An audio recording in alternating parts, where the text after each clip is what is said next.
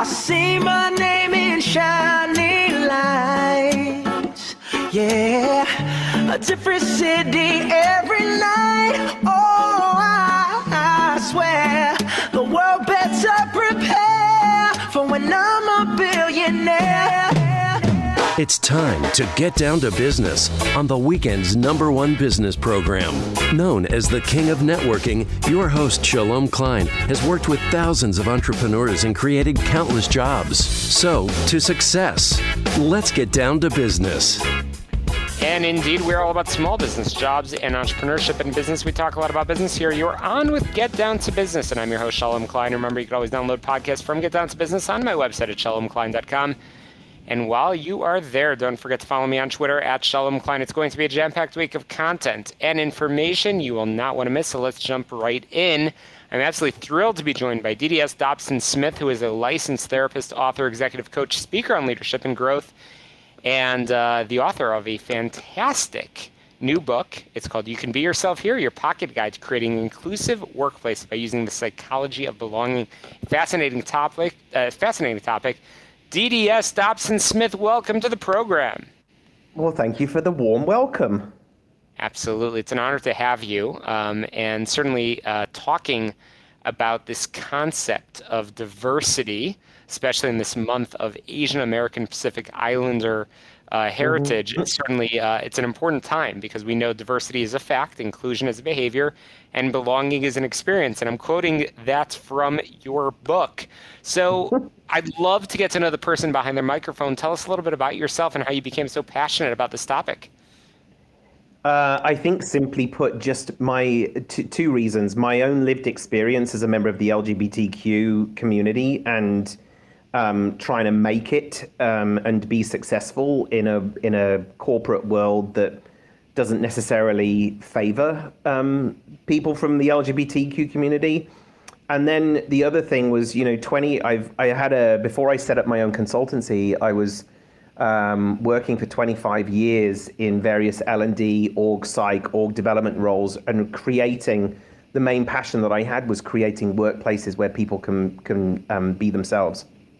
Absolutely. Well, I appreciate you being so open and sharing that with us. And certainly as we talk about, society as a whole, we need to have more conversation about how we can be more inclusive in our workplaces, in our professional environments.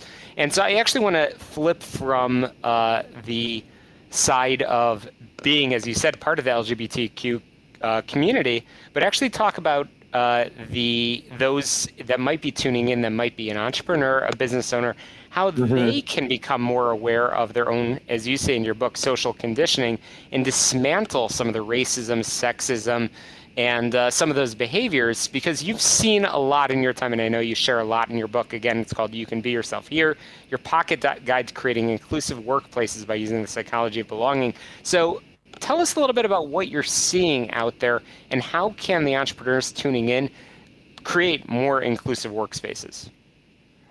Well, in order to have an inclusive workspace,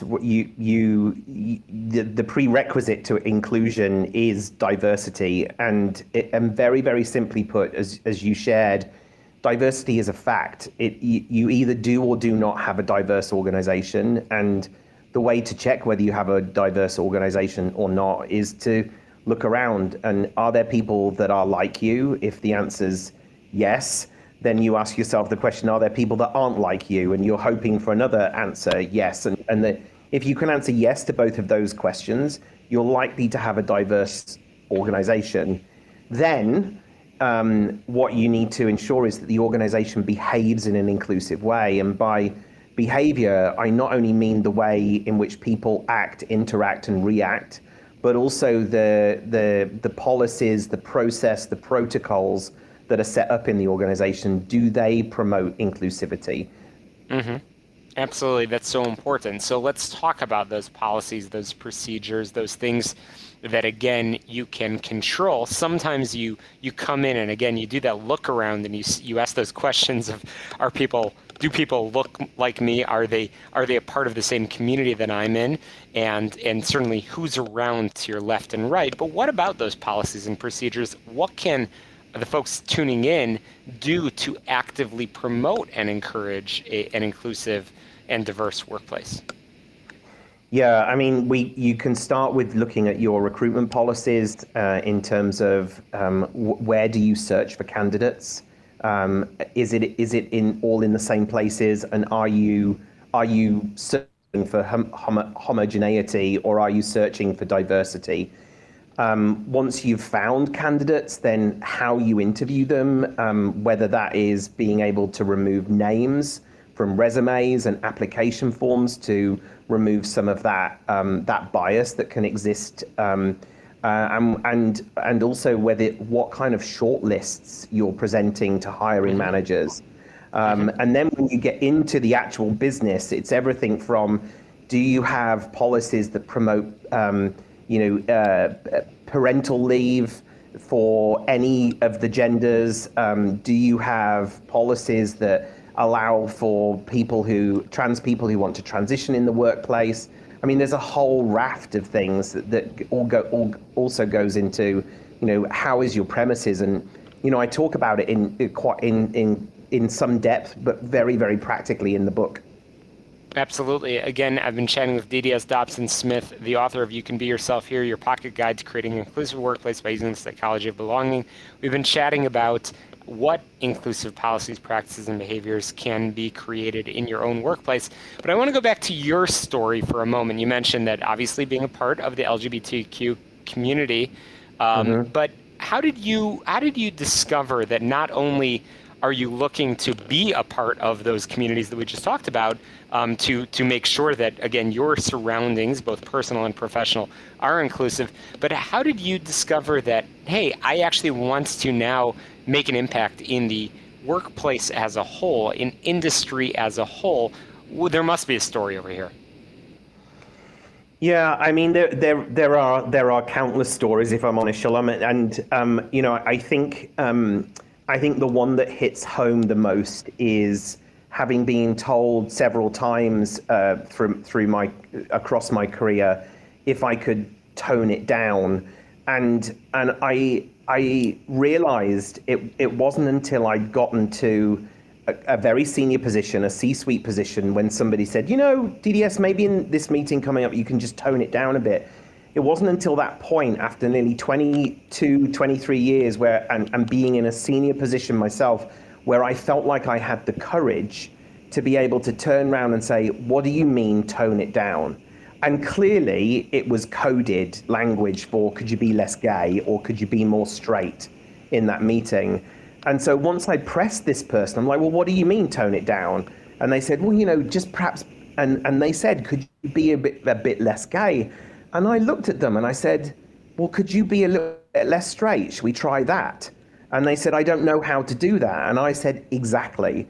And I thought to myself, if it's taken me this long to be able to recognize that coded language and to be able to have the courage to be able to talk back and to lay down a boundary and to fend for myself, then I know I'm not alone in this situation, and I think it is high time that stopped.